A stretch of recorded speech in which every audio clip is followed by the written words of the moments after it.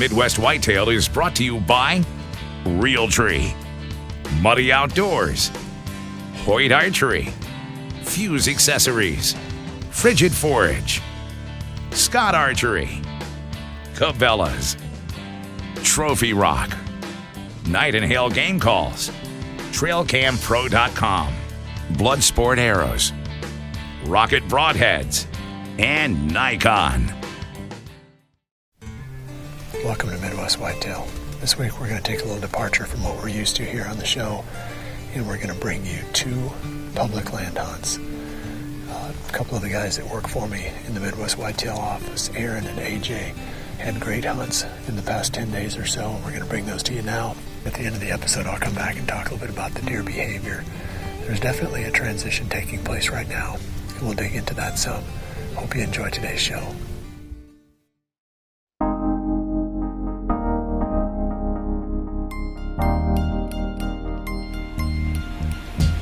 Well, it's November the 8th, and me and Pat are back on our piece of public ground. I'm going to make this short and sweet because as we were hanging these stands, we saw a big buck down here with a doe, about 150 yards from us. All the trails that come up out of that bottom where that buck was at funnel up through this open gate right over my left shoulder, so hopefully he'll run that doe by us tonight and we'll get a good shot at him at close range.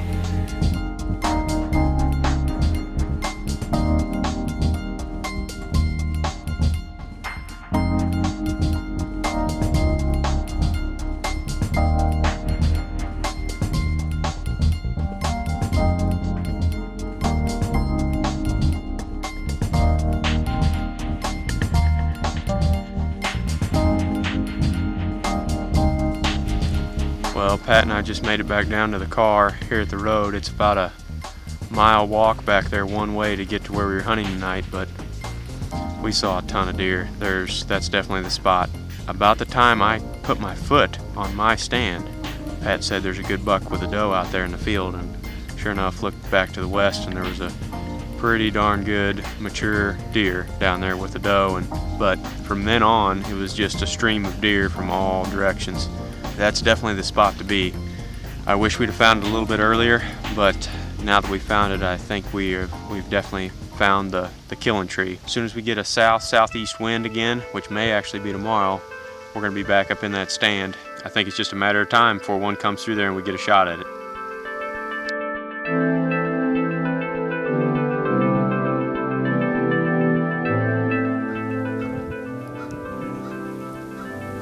Well, it's November the 9th, and Pat and I got snuck in here to this stand, I think without spooking any deer this morning, but we are right back in here on our public ground, and we decided to push in yesterday and hang a couple of stands in their bedroom back here. We're right in the middle of where a lot of these bucks live, I think. There's a ton of does in here. We actually saw a big one from the stand last night, but it's dead calm this morning. We got a really light south wind, and probably try some grunting and rattling, maybe see if we can pull one of these shooters in for a shot.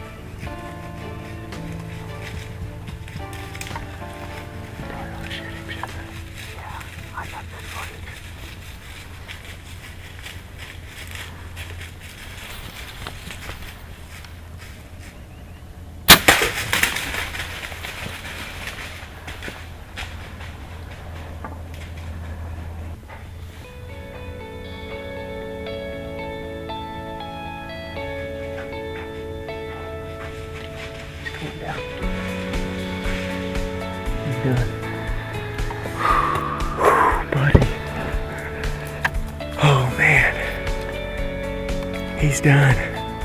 Wow, did that happen fast. Holy cow, that was awesome. That's one that me and Brian actually saw a few days ago, a long ways from here. I was debating shooting him that day, and I had a shot at him, but I didn't take it. We didn't have a ton of good footage of him, so I let him walk. I wasn't sure if he was a 3 or 4 year old, but definitely a mature buck, and that's what we're after in here. That was an awesome hunt. He came right in here just like we were hoping they'd do. Just right down this ridge, down into this bedding area. There's actually a doe and a fawn out here to our west. And I know that's what he was doing. He was coming straight through here, cruising, looking for does. We killed him at 9 yards right here. Man, that's cool. How about that, dude? That's pretty awesome.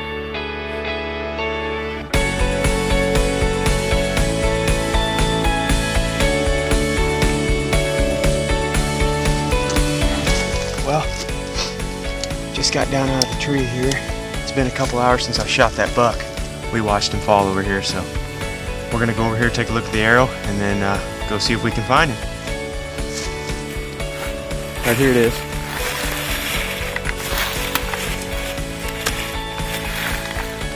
Yeah, we got good blood on it.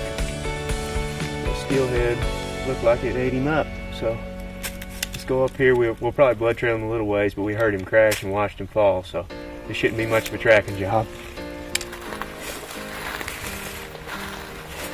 But there he lays.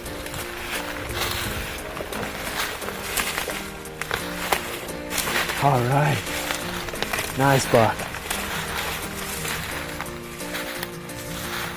He's toast. Awesome. What an awesome deer.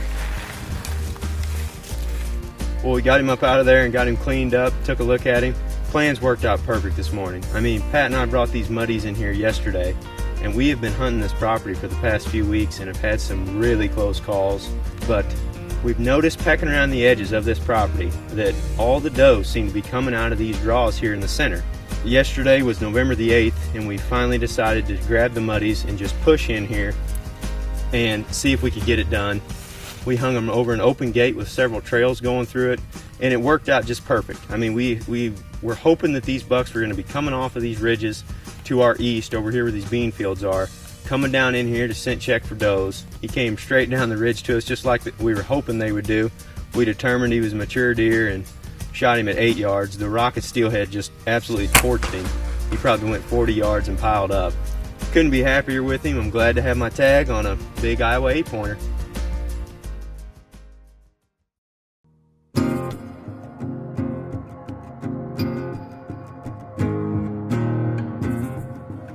Well, it's November 15th down here in southern Iowa. Pretty excited to get out in the stand. We know the rut's kind of tailing off, but there's definitely been a lot of bucks still cruising the last couple of days we've been out. We're right between two bedding areas, and the ridge kind of comes down, and there's about a 70-yard flat between the ridge and the creek, so it really channels deer movement. This summer it got hit pretty hard by EHD with that creek running through it.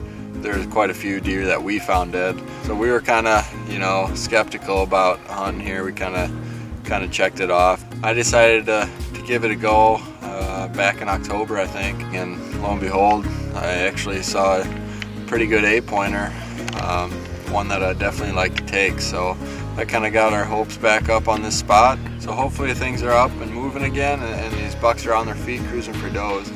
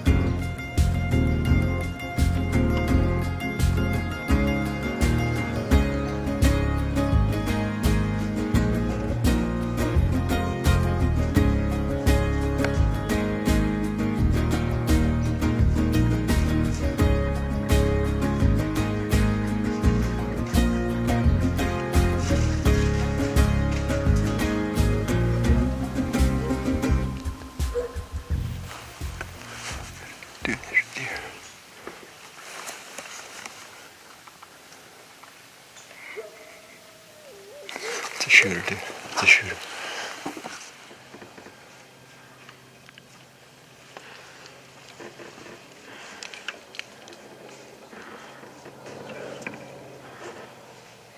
You see it? Oh, yeah.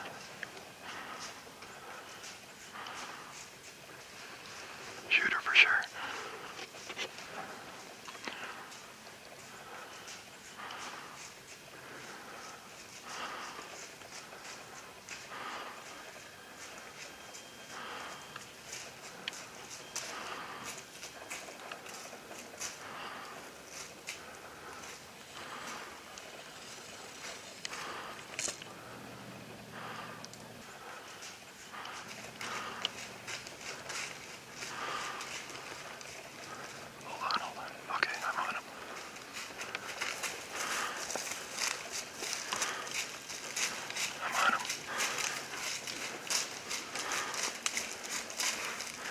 Meh.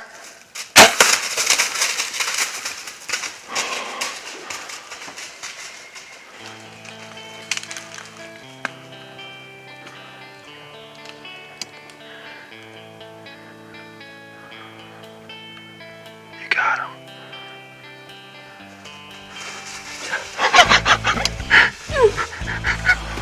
Oh my gosh.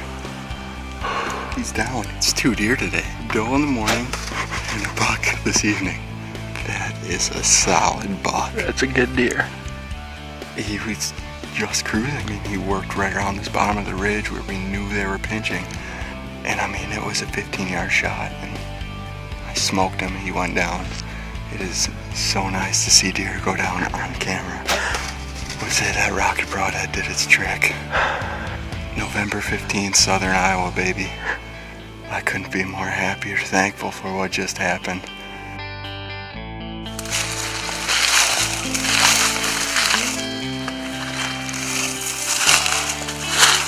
Right there, baby.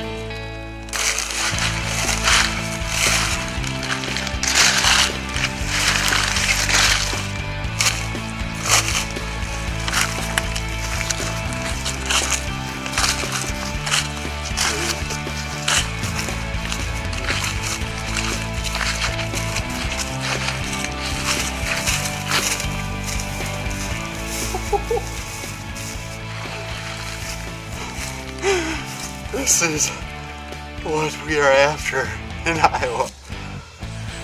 Oh, this is an old deer. Look at his neck. We shot this out of the stand tonight. We saw that spot and we knew we had to get a stand there.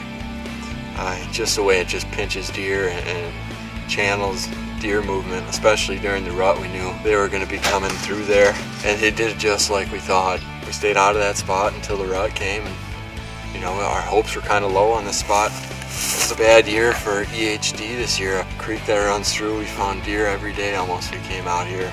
We were actually debating pulling that stand set so we could put it on a different piece of public land.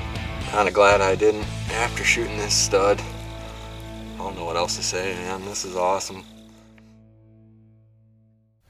It's amazing the caliber of bucks that those guys were able to kill on public land and the quality of the hunting that they've had this season. Now let's talk a little bit about the deer and what they're doing.